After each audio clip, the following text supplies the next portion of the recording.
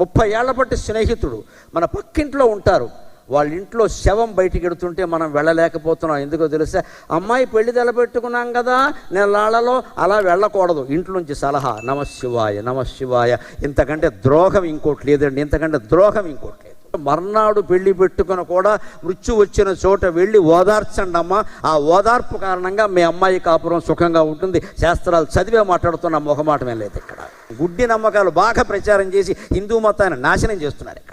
ఆవిడ కడుపుతో ఉంది లేరా, నీకు ఆవిడ కడుపుకి ఆవిడ పోవడానికి సంబంధం ఏంటే? అంటే ఆ శవాన్ని దగ్గరికి వెళ్ళినంత మాత్రాన్ని ఇక్కడ కడుపు భగ్నమైపోతుందా? లేదా పుట్టకున్నవాడు పుడతాడా? హిరణ్యకశ్యపుడు పుడతాడా ఏమన్నా అక్కడ? హిరణ్యకశ్యపుడు ఎప్పుడు పుడతాడో చూపించారు. మహావతార నరసింహాలో బ్రహ్మాండంగా చూపించారు. కలవకూడని సమయాల్లో కలిస్తే, కోరకూడని కోరికలు కోరితే, భర్త గాని భార్య గాని బలవంత పెడితే అప్పుడు గర్భం ధరిస్తే రాక్షసులే పుడతారు. అనుమానం ఏం లేదు ఇక్కడ.